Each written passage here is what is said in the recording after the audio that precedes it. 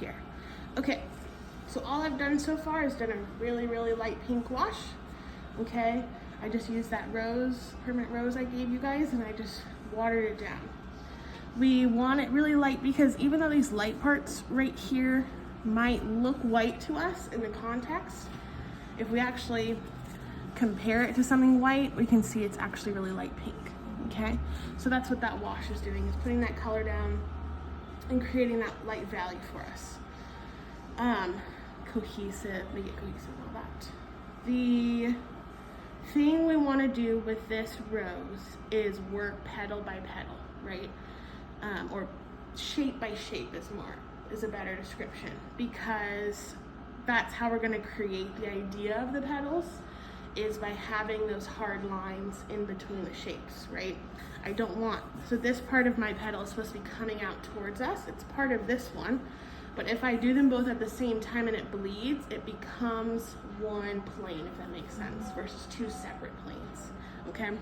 So hopping from shape to shape where they don't touch is important, as well as letting it dry, so patience. That's why I brought out the hair dryer for us, so we can use that, because sometimes you've done so many, any next one you want to do is touching a wet one. Okay, so nothing wrong with the hair dryer.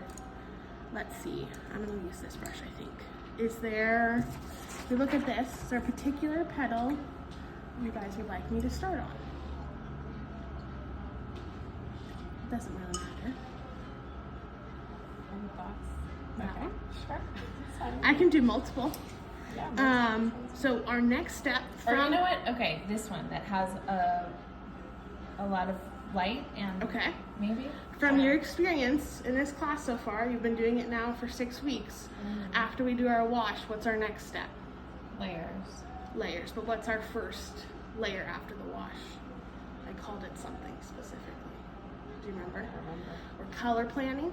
Oh, okay. Right? So I'm not putting the same color over the whole thing, like with our leaf. Remember, we did a wash, and then we did a little bit, is this area more yellow blue, more, or not yellow, like yellow green, blue green, mid-tone green, okay? So you're gonna pick each petal, and we're not gonna get it as dark as we want it that first time. We're gonna plan our colors. So if I'm doing this one, which is this one, it's upside down, so it's a little hard. I'm gonna play with my pinks. That's what I'm seeing in there. This is that pink. But this is more of a red, my warm red. Or my warm red and cold red mixture. Do you see that a little bit? Yeah. So not quite that. We did it a little bit last week with the flowers. I would say it's closer to that, my two reds together. Okay. And then I see a little bit of purple as well. So I might take some of that. And let's see, what blue do we think's in that purple? Can you have a guess? I think This one, purple. the cool blue. No? This one or this one? I think this one. Oh, okay. So if I look at it, I see some of that in there because of that separation that the ultramarine likes to do. Yeah. So like, I feel like I try to make a lot of the color because I'm worried it'll run out and I can't make it again. Is that necessary? For this, I would say not so much because you're working in small little areas. And I think actually, like if I was trying to do my background, one cohesive flat wash like we did one of those first days, yes, I would mix a lot. But the act of having to go back and mix in this instance is actually helpful because it might not be the same, but that's okay because it's creating variation for you without even maybe being purposeful, okay?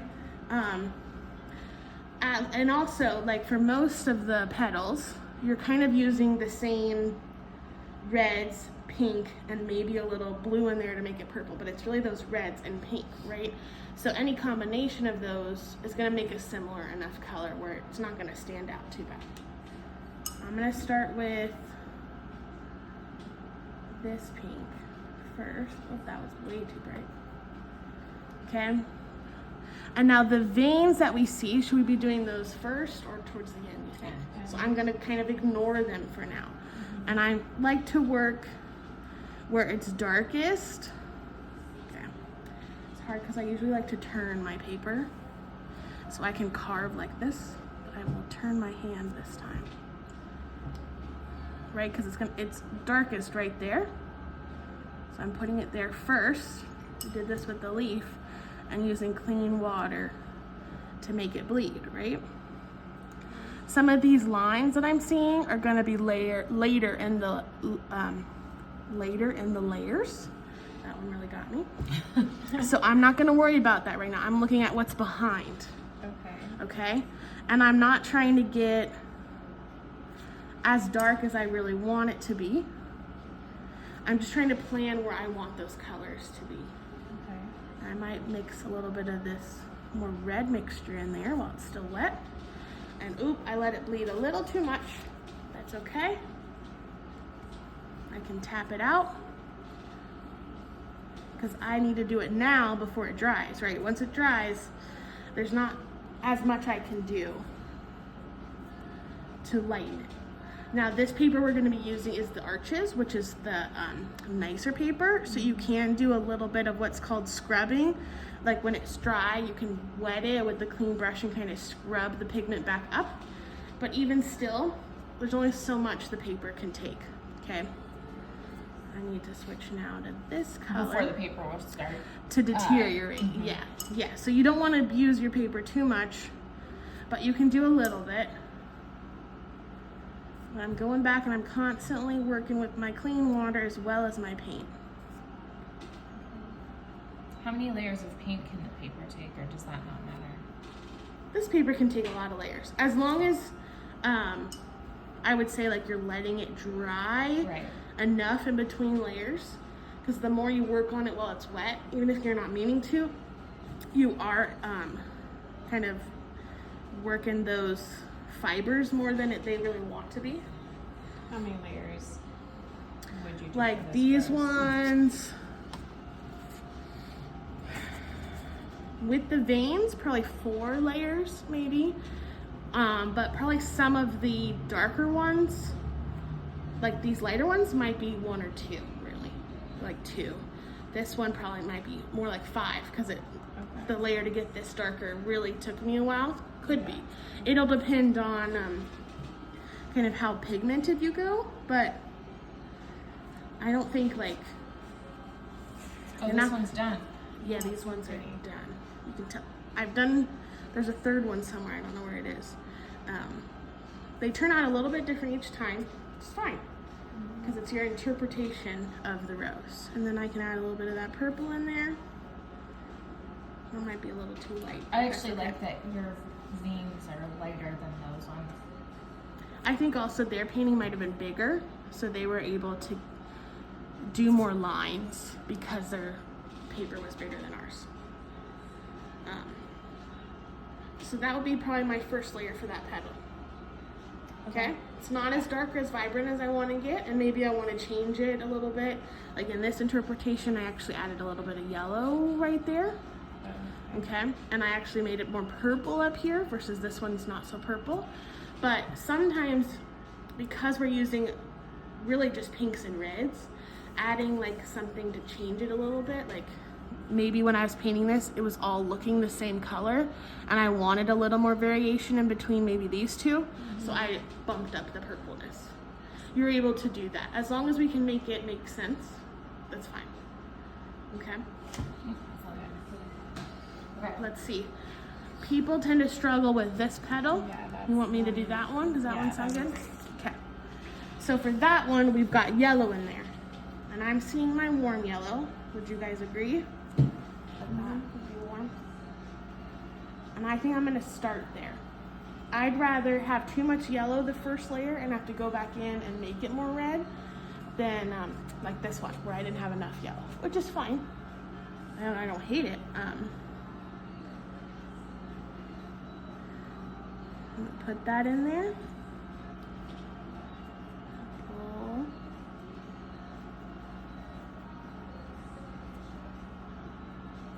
That's too much pigment.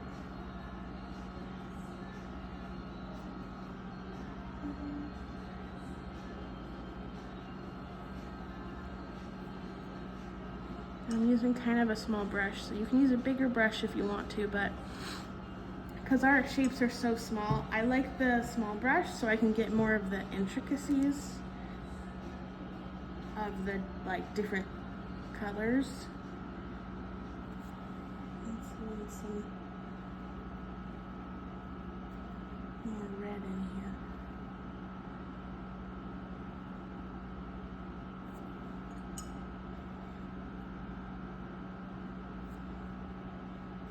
Not too much water, but that's okay. I'll just add more pigment.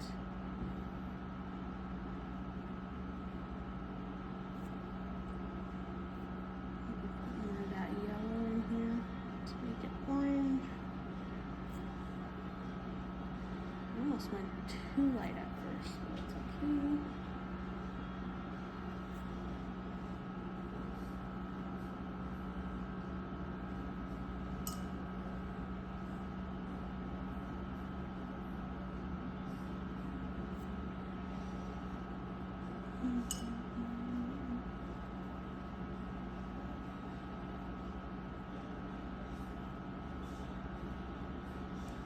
I'd say that's a good first layer. Okay, it's not perfect. You make it like I know, now. so Yeah. Thank you. It's like so light with her brush. Yeah. So light, all I'm trying to get is the idea of where my colors are gonna be. Okay. Okay? I don't want you to worry too much about how vibrant it is, whatever. Watercolors really need those layers to get that. So we're just trying to figure out where we want that to be. Only thing you want to make sure of in these layers, the first few layers, is the petals that have those light areas. We've got to pay attention to those. The dark parts, it's okay. We know we're going to darken them later. It's okay if we put too much pigment there right now. But we really want to not go too dark on our light areas. So clean water, paper towel to dab it if you go too dark. Try to get it while it's wet. Just, keep them at the forefront. Okay? If you guys want to take one of the examples to your seat to look at alongside the printout, you're welcome to, or come up and look at it. If there's another petal you want me to do, let me know. Like bouncing around. So like the next one, I couldn't do this one, but I could do like this.